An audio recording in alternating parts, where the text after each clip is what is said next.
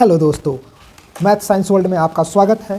तो आज के इस सेशन में हम बात करेंगे वैसे सेट को जो पूछे जाते हैं railway, banking, Bihar SSC, Bihar दरोगा और पीसीएस के एग्ज़ाम में। तो आज हम एक बुक लेकर के चल रहे हैं। उस बुक का नाम है एडुटेरिया।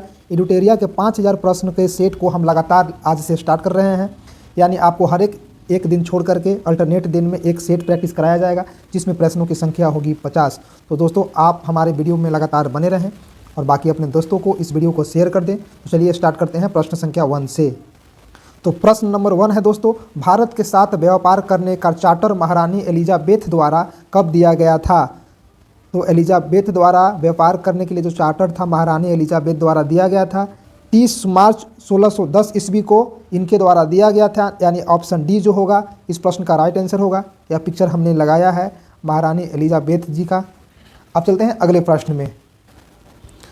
प्रश्न था दोस्तों, भारतीय राष्ट्रीय आंदोलन के प्रारंभ से ही उग्र राष्ट्रवादियों का भी वर्ग था, निम्न में से कौन शामिल नहीं है? प्रश्न कह रहा है भारतीय राष्ट्रीय आंदोलन का उग्रवादी का एक संगठन था, निम्न में से कौन जो है इस संगठन में शामिल नहीं है? तो इसका जो राइट आंसर होगा बिपिन चंद्र जो पाल थे इस संगठन में शामिल नहीं थे। यानी इस प्रश्न का जो राइट आंसर होगा वह डी होगा। हमारा प्रश्न है दोस्तों तीसरा, 1916 ईस्वी में कांग्रेस और मुस्लिम लीग के बीच लखनऊ समझौता हुआ, उसके कौन से परिणाम बाद में घातक सिद्ध हुए? तो जो इस प्रश्न का राइट आंसर होगा दोस्तों, क्वेश्चन कह रहा था 1916 में कांग्रेस और मुस्लिम लीग के बीच लखनऊ समझौता हुआ, उसके कौन से परिणाम के बाद घातक सिद्ध हुआ? तो कांग्रेस द्वारा जो मुस्लिम के प्रति संतुष्टिकरण की नीति आरंभ की गई थी यह उनके लिए घातक साबित हुआ दोस्तों। अब चलते हैं अगले प्रश्न की ओर। क्वेश्चन नंबर 4 है साथियों, व्यक्तिगत सत्याग्रह किस गवर्नर जनरल के काल में हुआ था? हमारे पास ऑप्शन है Lord Wavell, Lord Wellington, Lord Lithgow, Lord Mountbatten. तो इस प्रश्न का जो राइट आंसर होगा दोस्तों वह होगा लॉर्ड वेवेल। लॉर्ड वेवेल जो होंगे ऑप्शन ए जो है इनके कार्यकाल में व्यक्तिगत सत्याग्रह हुआ था। यह हमारा पिक्चर जो है इनका यह है लॉर्ड वेवेल का।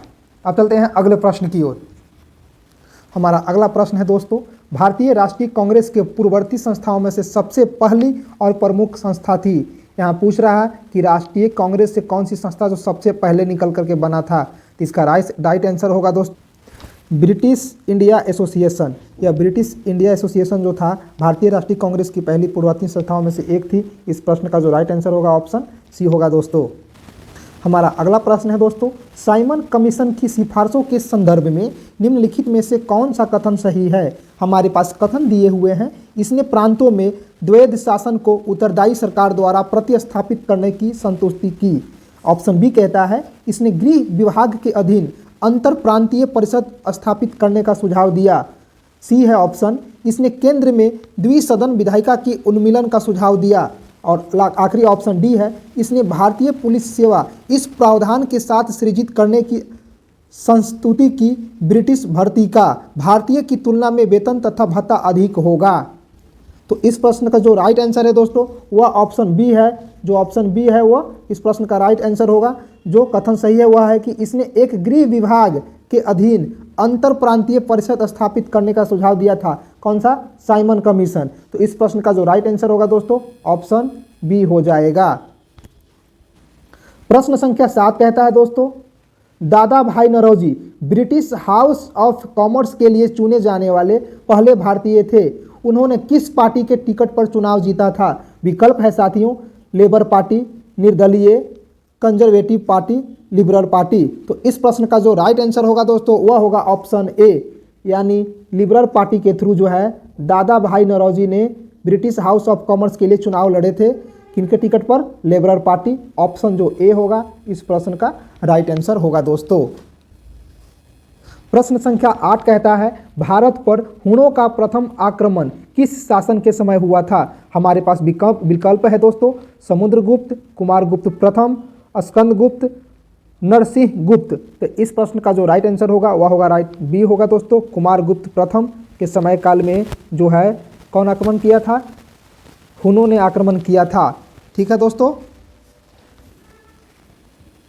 अगला प्रश्न है, यहोत अभिलेख किस शासन से संबंधित है? हमारे विकल्प दिए गए हैं स्कंदगुप्त, हर्षवर्धन, पुलकेशिन द्वितीय, रुद्रदामन।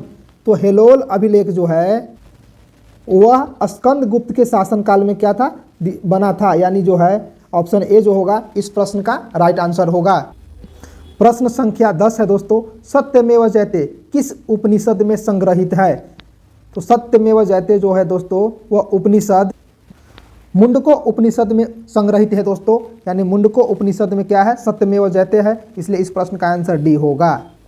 अगला प्रश्न साथियों, महावस्तु महात्मा बुद्ध का जीवन वृत्तांत है, इसका संबंध किस शाखा से है? ऑप्शन है दोस्तों महायान, हीनयान, वज्रयान, इनमें से कोई नहीं। तो महात्मा बुद्ध के द्वारा महावस्तु जो है महात्मा गौतम बुद्ध के जीवन वृत्तांत है, इसमें जो है महायान पर आधारित है, शाखा जो है महायान है। इस प्रश्न का जो राइट आंसर होगा ऑप्शन ए हो जाएगा। प्रश्न संख्या 12 है दोस्तों, अकबर द्वारा बनाए गए उपासना भवन का क्या नाम था?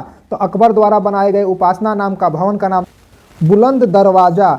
बुलंद दरवाजा क्या था, उपासना भवन का नाम था, किनके द्वारा बनाया गया था, अकबर द्वारा। इस प्रश्न का राइट आंसर जो होगा डी होगा।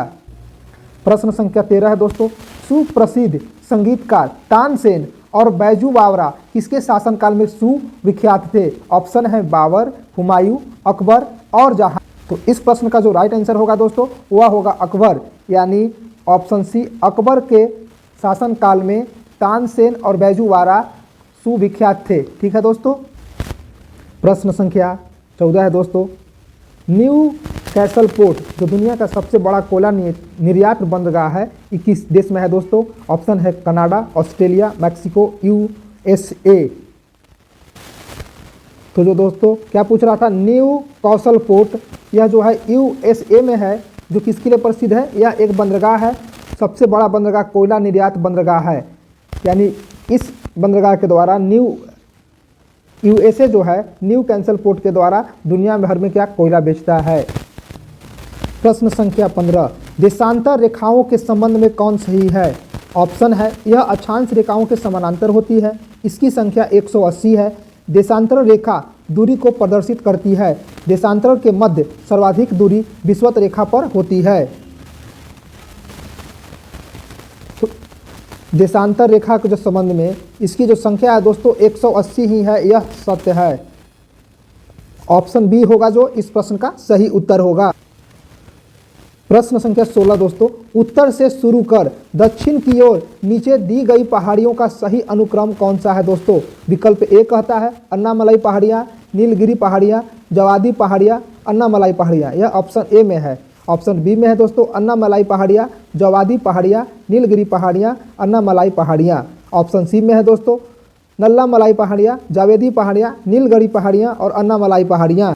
तो इस प्रश्न का जो राइट आंसर है दोस्तों, कहाँ से बोल रहा है दोस्तों, को प्रश्न में कह रहा है कहाँ से शुरू करना है, उत्तर से शुरू करना है दक्षिण की ओर, यानी भारत के उत्तर से दक्षिण की ओर अगर हम देखें तो सबसे पहले आता है अन्नामलाई पहाड़ियाँ 1 नंबर पर, उसके बाद इस विकल्प के अनुसार 2 नंबर पर जवादी पहाड़ियाँ, तीसरा नीलगिरी आता है दोस्तों, और चौथा जो आता है उत्तर से दक्षिण के क्रम में नल्लामलाई पहाड़ियाँ, यानी ऑप्शन जो बी होगा इस प्रश्न का राइट आंसर होगा। प्रश्न संख्या 17 है दोस्तों, निम्नलिखित में से कौन सी नदी अपने मार्ग बदलने के लिए प्रख्यात है? विकल्प है हमारे पास महानदी, दामोदर, कोसी और गंडक। तो जो कोसी नदी हो दोस्तों यह अपने मार्ग बदलने के लिए बहुत विश्व भर में विख्यात है दोस्तों। इस प्रश्न का जो ऑप्शन होगा बी होगा दोस्तों। प्रश्न संख्या 18 है, किस मृदा प्रारूप में लोहे के अतिरिक्त मात्रा होने के कारण अनुवर्कर हो जाती है? विकल्प है जलोढ़, लेटराइट, मरुस्थलीय बालू, रेगून या काली मिट्टी। तो जो मरुस्थलीय बालू होता है दोस्तों यह अपने मृदा प्रारूप में लोहे के अतिरिक्त मात्रा होने के कारण अनुवर्कर हो जाता है, यानी यह उपजाऊ मिट्टी नहीं होता है मरुस्थलीय बालू, यानी ऑप्शन जो बी होगा इस प्रश्न का राइट आंसर होगा। प्रश्न संख्या 19 है दोस्तों, प्रकाश के संबंध में कौन सा कथन सत्य है? विकल्प है यह एक विद्युत चुम्बकीय तरंग है, यह एक कण प्रकृति है, यह ऊर्जा का एक रूप है, उपयुक्त में से सभी। तो जो प्रकाश है दोस्तों वह है विद्युत चुम्बकीय तरंग है, यह कथन सत्य है, बाकी सब गलत है प्रकाश के मामले में, यानी इस प्रश्न का ऑप्शन जो ए होगा दोस्तों वह राइट आंसर होगा। प्रश्न संख्या 20 कहता है दोस्तों, बायोगैस संयंत्र में निम्नलिखित में से कौन सी प्रक्रिया होती है? हमारे पास विकल्प दिए गए हैं किण्वन, हाइड्रोनेजनीकरण, अपचयन, मल्टीप्लेसिंग। तो जो दोस्तों बायोगैस संयंत्र में जो होता है मल्टीप्लेसिंग प्रोसेस होता है, इस प्रोसेस के द्वारा बायोगैस के द्वारा बिजली उत्पन्न किया जाता है। यानी इस प्रश्न का जो ऑप्शन होगा डी होगा दोस्तों। हमारा प्रश्न संख्या 21 है, एक वर्ग में ऊपर से नीचे की ओर आने पर परमाणु के आकार क्या होता है दोस्तों? विकल्प है बढ़ता है, घटता है, वही रहता है, का पता नहीं लगाया जा सकता। यहाँ पूछ रहा था दोस्तों कि एक वर्ग में ऊपर से नीचे आएंगे तो क्या परमाणु का आकार, तो परमाणु का आकार दोस्तों अगर हम ऊपर से नीचे की ओर आ रहे हैं तो क्या होगा? एक वर्ग में ऊपर से नीचे आएंगे तो जो परमाणु का आकार है सेम रहेगा दोस्तों, वही रहेगा। यानी इस प्रश्न का ऑप्शन सी जो होगा राइट आंसर होगा। अब चलते हैं अगले प्रश्न की ओर। प्रश्न संख्या 22 था दोस्तों, वायुमंडल में प्रकाश के विसरण का कारण है। ऑप्शन है कार्बन डाइऑक्साइड, हीलियम, धूलकण और जलवाष्प। तो जो धूलकण है दोस्तों, धूलकण के कारण ही वायुमंडल में जो प्रकाश होता है वो विसरण हो जाता है। यानी इस प्रश्न का जो ऑप्शन होगा दोस्तों ऑप्शन बी हो जाएगा। दोस्तों प्रश्न क्या था, वायुमंडल में प्रकाश के विसरण का कारण क्या होता है दोस्तों? हमारे पास ऑप्शन था कार्बन डाइऑक्साइड, हीलियम, धूलकण और जलवाष्प। तो वायुमंडल में क्या है, हीलियम अवेलेबल है दोस्तों, जिस कारण से वायुमंडल में प्रकाश का विसरण होता है। यानी ऑप्शन सी राइट हो जाएगा। किसी भी यौगिक का ऑक्सीकरण संख्या क्या होता है? तो दोस्तों यौगिक का ऑक्सीकरण निकालना हो तो किसी भी यौगिक का ऑक्सीकरण संख्या 0 होता है दोस्तों। यानी ऑप्शन डी इस प्रश्न का राइट आंसर होगा। प्रश्न 24 है दोस्तों, सर्प विषरोधी सुई किस तत्व का एक यौगिक है? ऑप्शन है स्वर्ण यौगिक, आयोडीन यौगिक, चांदी यौगिक, क्लोरीन यौगिक। तो जो सर्प विषरोधी सुई होता है दोस्तों वह क्लोरीन यौगिक का एक क्या होता है, तत्व का एक सुई होता है। ऑप्शन डी इस प्रश्न का राइट आंसर होगा। प्रश्न था दोस्तों 25, दाब का विमीय सूत्र है। तो जो दाब का विमीय सूत्र होता है दोस्तों ऑप्शन सी जो होगा इस प्रश्न का राइट आंसर होगा। कैसे होगा दोस्तों? तो हम लोग जानते हैं कि दाब बराबर क्या होता है, बल बटा आयतन। अगला प्रश्न देखेंगे दोस्तों, प्रश्न नंबर 26 देखेंगे दोस्तों, जैव सवाल क्या है? ऑप्शन है कोयला, एलपीजी, प्राकृतिक गैस, पेट्रोल। तो जो जैव सवाल से बना होता है दोस्तों वह होता है एलपीजी बना होता है। यानी इस प्रश्न का जो राइट आंसर होगा दोस्तों वह होगा ऑप्शन बी। प्रश्न संख्या 27, याददाश्त का संबंध मस्तिष्क के निम्न में से किस भाग से है? ऑप्शन है हाइपोथैलेमस, स्पाइनल कॉर्ड, सेरेबम और सेरेब्रम। तो दोस्तों सेरेबेलम जो होता है वह याददाश्त के लिए एक नेसेसरी भाग है माइंड का। यानी इस प्रश्न का जो ऑप्शन बी होगा दोस्तों वह राइट आंसर होगा। प्रश्न नंबर 28 है दोस्तों, एक जीवाश्म पक्षी का नाम बताइए जो एक पक्षी की तरह दिखता है लेकिन सरीसृप के जैसी अन्य विशेषताएं नहीं होती है। ऑप्शन है दोस्तों डोडो, राजहंस, आर्कियोप्लेरिक्स, माउस बर्ड। जो डोडो होता है दोस्तों वह एक जीवाश्म पक्षी है। तो इस प्रश्न का राइट आंसर ऑप्शन ए होगा। प्रश्न संख्या 29 दोस्तों, मानव शरीर में सर्वाधिक मात्रा में पाए जाने वाला तत्व कौन है? तो मानव शरीर में सबसे ज़्यादा पाए जाने वाला तत्व है ऑक्सीजन दोस्तों, यह है O2। कितना परसेंट दोस्तों? 70%। ठीक है दोस्तों, ऑप्शन जो बी होगा इस प्रश्न का राइट आंसर होगा। प्रश्न नंबर 30 कहता है, परिपथ के किन्हीं दो बिंदुओं के बीच विभवांतर मापने के लिए किसका प्रयोग किया जाएगा? तो दोस्तों परिपथ के विभवांतर मापना है तो यह वोल्ट मीटर का उपयोग किया जाएगा विभवांतर मापने के लिए। ऑप्शन बी इस प्रश्न का राइट आंसर होगा दोस्तों। प्रश्न संख्या 31 है दोस्तों, आपातकाल के दौरान मौलिक अधिकारों का निलंबन कौन कर सकता है? तो आपातकाल के दौरान मौलिक अधिकारों का निलंबन भारत के राष्ट्रपति ही कर सकते हैं। तो इस प्रश्न का जो राइट आंसर होगा दोस्तों ऑप्शन सी हो जाएगा। प्रश्न साथियों 32, प्राक्कलन समिति के सदस्यों का कार्यकाल कितने वर्षों का होता है? ऑप्शन ए है 1 वर्ष, ऑप्शन बी 2 वर्ष, ऑप्शन सी 3 वर्ष और ऑप्शन डी है दोस्तों 5 वर्ष। तो जो प्राक्कलन समिति होता है उसका कार्यकाल जो होगा दोस्तों 2 वर्ष का होता है। यानी ऑप्शन बी जो होगा इस प्रश्न का राइट आंसर होगा। प्रश्न 33 है दोस्तों, निम्नलिखित में से किसके अनुमोदन से भारत की संचित निधि से पैसा निकाला जा सकता है? ऑप्शन है केंद्रीय वित्त मंत्री, भारत के प्रधानमंत्री, भारत के राष्ट्रपति, भारत की संसद। तो भारत के जो वित्त मंत्रालय होता है उसके निर्देशानुसार अनुमोदन से भारत के संचित निधि से पैसा निकाला जा सकता है दोस्तों। प्रश्न संख्या 34 दोस्तों, भारतीय संविधान में विधि के समक्ष समता किस देश के संविधान से लिया गया है? तो भारतीय संविधान में विधि के समक्ष समता तो हो दोस्तों वह लिया गया है ब्रिटेन के संविधान से, यानी ऑप्शन डी जो होगा इस प्रश्न का राइट आंसर होगा दोस्तों। प्रश्न संख्या 35, संविधान संशोधन प्रक्रिया संविधान के किस भाग में उल्लेख किया गया है? विकल्प है हमारे पास भाग 12, भाग 16, भाग 18 और भाग 20। तो इस प्रश्न का जो आंसर है दोस्तों वह होगा भाग 20, यानी ऑप्शन डी इस प्रश्न का सही उत्तर हो जाएगा।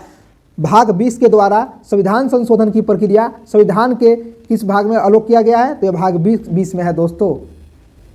प्रश्न संख्या 37 है साथियों, 48वीं समानांतर रेखा किन दो देशों के मध्य स्थित है? तो यह स्थित है दोस्तों उत्तर कोरिया एवं दक्षिण कोरिया के बीच। तो यह स्थित है दोस्तों उत्तरी वियतनाम एवं दक्षिणी वियतनाम के मध्य में जो है 48वीं समानांतर रेखा स्थित है। इस प्रश्न का ऑप्शन बी जो होगा वह राइट आंसर होगा।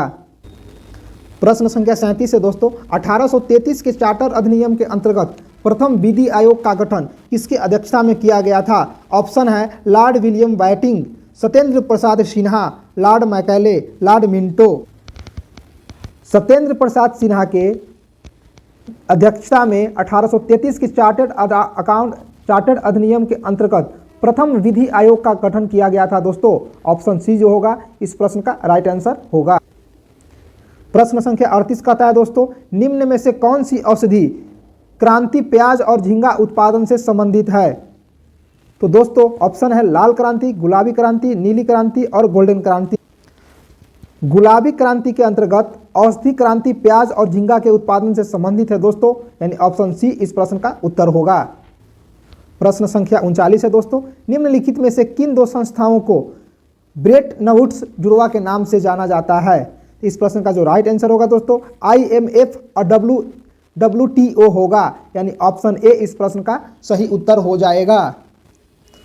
प्रश्न संख्या 40 है दोस्तों, किस वर्ष भारतीय रिजर्व बैंक का राष्ट्रीयकरण किया गया था? तो इस प्रश्न का जो सही उत्तर होगा दोस्तों वह होगा 1955 में भारतीय रिजर्व बैंक को राष्ट्रीयकरण किया गया था। प्रश्न संख्या 41 है, हिंदू राष्ट्र का विचार मूलतः किसका है? VD Savarkar, KB Hedgewar, BS Moonje. तो BD सावरकर जो थे हिंदू राष्ट्र विचार का मूलतः जो है इनका लिखा हुआ है हिंदू राष्ट्र विचार। ऑप्शन ए इस प्रश्न का राइट आंसर है। प्रश्न संख्या 42 है दोस्तों, भारत में आयकर है प्रत्यक्ष और अनुपातिक, प्रत्यक्ष और प्रगतिशील, अप्रत्यक्ष और प्रगतिशील, अप्रत्यक्ष और अनुपातिक। तो इस प्रश्न का जो राइट आंसर होगा दोस्तों वह होगा अप्रत्यक्ष और प्रगतिशील, यानी भारत में जो आय का कर है वो अप्रत्यक्ष है और प्रगतिशील है। ऑप्शन सी इस प्रश्न का सही विकल्प है। प्रश्न संख्या 43 देखेंगे, कुचिपुड़ी किस राज्य का प्रसिद्ध लोक नृत्य है? विकल्प है दोस्तों केरल, उड़ीसा, कर्नाटक और आंध्र प्रदेश। इस प्रश्न का जो राइट आंसर होगा दोस्तों वह होगा कर्नाटक, यानी कर्नाटक जो है कर्नाटक में कुचिपुड़ी का जो है लोक नृत्य सबसे प्रसिद्ध है। प्रश्न संख्या 44, हिमानी उत्तम पर्व का संबंध किस खेल से है? ऑप्शन है कबड्डी, तलवारबाजी, मालखंभ। तो इस प्रश्न का जो राइट आंसर होगा दोस्तों वह होगा मल्लखंभ। मल्लखंभ जो है हिमानी उत्तम पर्व का संबंध है। प्रश्न संख्या 45 है दोस्तों, निपख आंदोलन के प्रणेता थे? उत्तर है चैतन्य, ज्ञानेश्वर, दादू दयाल और नामदेव। तो इस प्रश्न का जो राइट आंसर होगा दोस्तों वह होगा नामदेव। ऑप्शन डी इस प्रश्न का सही उत्तर होगा। प्रश्न संख्या 46 कहता है दोस्तों, द्रकमा सिक्का किसने चलाया? विकल्प है दोस्तों ग्रीक, शक, सिथिलिन और कुषाण। तो शक के काल में जो है द्रकमा सिक्का चलाया गया था। ऑप्शन जो बी होगा इस प्रश्न का राइट आंसर होगा दोस्तों। 47 कहता है, बाढ़ के दौरान हर वर्ष नए एल्यूमिनियम का जमाव जो मिट्टी की उर्वरता को बढ़ाता है उसे उर्वरा कहा जाता है। उसे उर्वरा कहा जाता है। इस प्रश्न का जो राइट आंसर होगा दोस्तों बी हो जाएगा। प्रश्न 48 देखेंगे दोस्तों, वह समुद्री सीमा जहां तापमान तेजी से कम होता है वह कहलाता है हेलोक्लाइन, थर्मोक्लाइन, थर्मोस्फीयर, हेलोस्फीयर। तो इस प्रश्न का जो राइट आंसर होगा दोस्तों वह है ऑप्शन डी है, यानी हेलियोस्फीयर जो है समुद्री सीमा का तापमान तेजी से कम होता है। हमारा प्रश्न है दोस्तों, बेसल मापदंड संबंधित है ऑप्शन ए है बैंकिंग क्षेत्र से, ऑप्शन सी है पूंजी बाजार से, ऑप्शन बी है कर से, ऑप्शन डी है बीमा क्षेत्र से। तो इस प्रश्न का जो राइट आंसर होगा दोस्तों वह है ऑप्शन सी पूंजी बाजार से, यानी पूंजी बाजार। प्रश्न है दोस्तों बेसन मापदंड संबंधित है तो वह संबंध है पूंजी बाजार से। ऑप्शन सी इस प्रश्न का राइट आंसर है।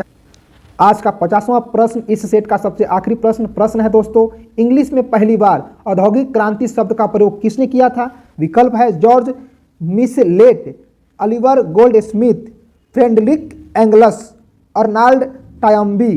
तो इस प्रश्न का जो राइट आंसर होगा दोस्तों वह है ऑप्शन सी दोस्तों, फ्रेडरिक एंगल्स। फ्रेडरिक एंगल्स जो है इंग्लिश मीडियम में पहली बार औद्योगिक क्रांति शब्द का प्रयोग किए थे। तो आज के सेट का जो क्वेश्चन था दोस्तों 50 था, जो कि मैंने आज क्वेश्चन को कंप्लीट कराया है। अब मिलेंगे सेट नंबर 2 में, तब तक के लिए आपका धन्यवाद।